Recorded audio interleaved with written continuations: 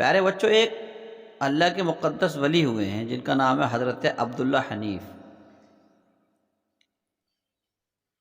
بڑے مشہور ولی تھے حضرت عبداللہ حنیف۔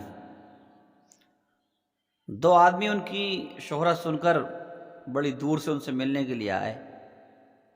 دو لوگوں نے ان کو جب شہرت سنی تو بڑی دور سے ان سے کیا کرنے آئے؟ ملنے آئے۔ جب ان کے خانقاہ میں پہنچے تو معلوم ہوا کہ وہ بادشاہ کے دربار میں گئے ہیں۔ وہ کہاں گئے؟ بادشاہ کے دربار میں۔ ان آدمیوں نے سوچا کہ یہ کیسا ولی ہے جو بادشاہوں کے دربار میں جاتا ہے؟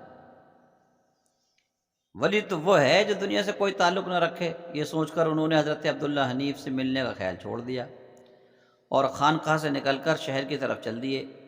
وہ شہر میں گھوم پھر رہے تھے کہ ایک درزی کی دکان پر نظر پڑی۔ سفر میں ان کے کپڑے جگہ جگہ سے پھٹ گئے تھے۔ انہوں نے درزی سے سوئی دھاگا لیا اور اپنے کپڑے مرمت کرنے بیٹھ گئے۔ وہ دونوں تو اپنے کام میں لگے ہوئے تھے کہ اتنے میں ایک شخص آیا اور موقع پا کر درزی کی کینچی اٹھا کر لے گیا۔ درزی اپنے کام میں مصروف تھا، اسے اس کی خبر بھی نہیں ہوئی۔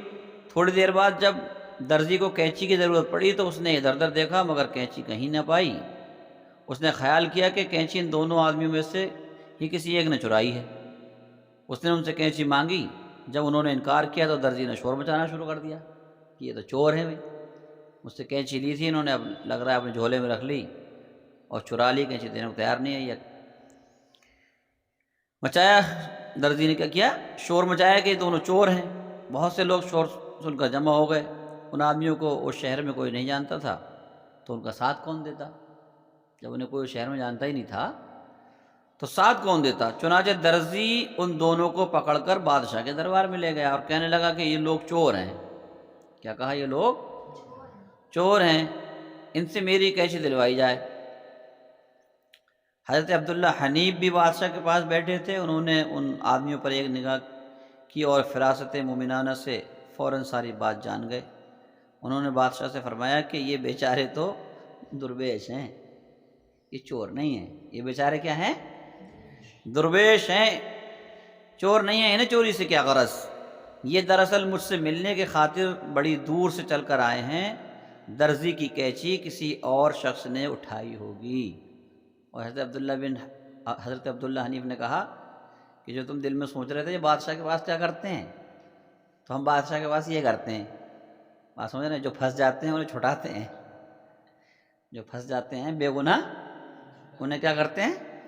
چھٹاتے ہیں۔ تو کبھی بھی کسی کے بارے میں بدگمانی نہیں کرنی چاہیے، بدگمانی نہیں کرنی چاہیے۔ کئی بار ایسا ہوتا ہے ہمیں دکھتا کچھ ہے اور ہوتا کچھ ہے، ہمیں لگ کچھ رہا ہوتا ہے اور ہوتا کچھ ہے۔ ایک بزرگ رحمۃ اللہ علیہ کے بارے میں ملتا ہے کہ وہ دریا کے کنارے اپنی والدہ کے ساتھ بیٹھے ہوئے تھے، برابر میں پانی کی بوتل رکھی ہوئی، دوائی کی بوتل، اس میں دوائی تھی بوتل کے اندر۔ ایک دوسرے درویش ادھر سے گزرے تو انہوں نے دیکھا کہ دیکھو، دور سے دیکھ کے کہنے لگے کیسا عجیب آدمی ہے، دریا کے کنارے جو ہے عورت کے ساتھ جو ہے شراب میں مست ہے، دور سے دیکھ کے۔ اتنے میں جو ہے دریا کے اندر ایک کشتی ڈوبتی ہوئی نظر آئی، اس میں 10 لوگ تھے تقریباً، وہ ڈوب رہے تھے۔ اب یہ شخص جو بیٹھے تھے دریا کے کنارے، ایک عورت لیٹی ہوئی تھی اور بوتل رکھی ہوئی تھی، یہ دوڑ کے دریا کے اندر گئے اور دریا میں سے 9 کو بچا لیا۔ کتنے وہ؟ اور زور سے کہا کہ اے فلاں ابن با کمال، اگر مجھ سے اچھا ہے تو 10واں تو نے کہا، اگر مجھ سے اچھا ہے تو 10واں تو نے کہا۔ اب انہوں نے دیکھا تو وہ حیرت میں۔ بات سمجھ رہے ہیں آپ؟ تو پھر بتایا کہ تم جو دور سے بدگمانی کر رہے تھے وہ تمہاری غلط تھی، یہ میری والدہ ہیں اور اس میں جو ہے بوتل کے اندر دوائی ہے۔ بوتل کے اندر کیا ہے؟ دوائی ہے۔ کبھی ہمیں کچھ دکھ رہا ہوتا ہے اور ہوتا کچھ ہے۔ یہ غلط بات ہوتی ہے کہ ادھر مانا کسی راستے سے آ رہا، تم کہنے لگے یار ادھر سے آ رہا ہے تو سمجھ لو مانا سنیما گھر کے راستہ ہے، روڈ پہ سنیما بھی ہے اور بھی دکانیں ہیں، اب کوئی ادھر سے آ رہا تم کہنے لگے سنیما دیکھ کے آ رہا ہوگا، یا فلاں گھر سے آ رہا ہے تو ایسا کر کے آ رہا ہوگا۔ تو اپنے آپ اپنے اندر گمان پالنا یہ اچھی چیز نہیں ہے۔ قرآن میں اللہ تبارک تعالیٰ نے اس سے منع فرمایا۔ بات سن رہے ہیں آپ؟ اللہ رب العزت ارشاد فرماتا ہے یا ایھا الذین آمنوا اجتنبوا کثیرا من الظن ان بعض الظن اثم۔ اے ایمان والو، گمان سے بچو، اس لیے کہ بہت سی بار گمان جو ہے گناہ ہو جاتا ہے۔ کیا ہو جاتا ہے؟ گناہ ہو جاتا ہے۔ ان بعض الظن اثم، بعض گمان کیسے ہوتے ہیں؟ گناہ ہوتے ہیں۔ تو بدگمانی بہتر نہیں ہے۔ اب انہوں نے بدگمانی تو کر لی کہ یہ کیسے ولی ہیں جو بادشاہوں کے جاتے ہیں، اور پتہ چلا کہ بادشاہ کے یہاں بیٹھے ہوئے تبھی یہ بچے ورنہ تو جیل میں ڈال دیے جاتے۔ وہ تو انہوں نے اپنی فراست مومنانہ سے پہچان لیا کہ یہ چور نہیں ہیں، یہ درویش لوگ ہیں اور مجھ سے ملنے آئے تھے۔ اچھا، اللہ والوں کی شان بھی نرالی ہوتی ہے۔ اللہ والوں کو اللہ تعالیٰ نے ایسی طاقت اور قوت دی ہوتی ہے کہ وہ اس فراست مومنانہ سے پہچان لیتے ہیں کہ اس کے دل میں کیا ہے یا کیا معاملہ ہے۔ اس پر حدیث ملتی ہے، پیارے آقا صلی اللہ علیہ وسلم فرماتے ہیں اتقوا فراست المؤمن فإنه ينظر بنور اللہ۔ اللہ کے رسول صلی اللہ علیہ وسلم ارشاد فرما رہے ہیں کہ مومن کی فراست سے ڈرو، اس لیے کہ وہ اللہ کے نور سے دیکھتا ہے۔